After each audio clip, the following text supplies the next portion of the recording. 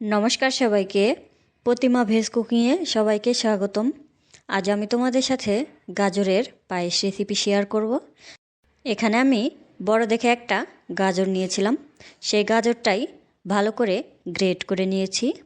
আর এবার হাতে তুলে দেখাবো কতটা চিকন করে গ্রেট করে নিয়েছি।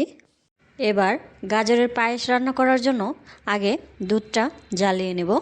চুলায় পাত্র বসিয়ে দিয়েছি। এবার দিয়ে দিলাম হাফ কেজি দুধ।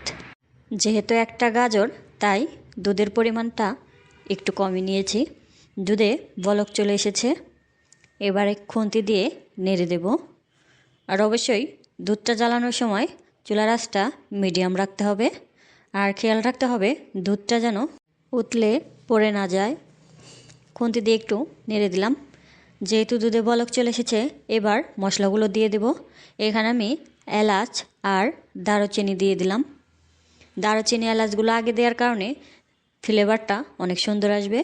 দুধে আরেকটা বলক দিয়ে নিয়েছি। এবার গ্রেট করা গাজরগুলো দিয়ে দেব।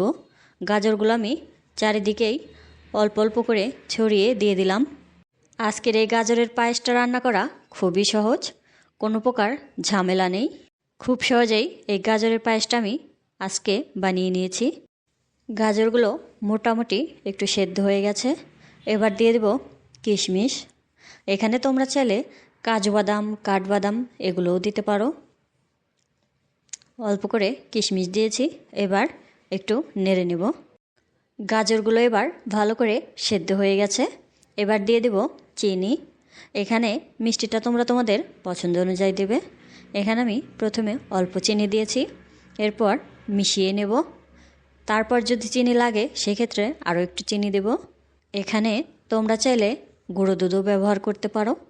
পায়েসটা এবার হয়ে গেছে। এবার চুলাটা বন্ধ করে দেব। তার আগে একটা চা চামচ দিয়ে তুলে দেখাচ্ছি গাজরগুলো কত ভালো করে সেদ্ধ হয়ে গেছে। আজকের এই রেসিপিটা তোমাদের কেমন লাগলো অবশ্যই কমেন্ট করে জানাবে। সবাই ভালো থাকবে, সুস্থ থাকবে। নমস্কার।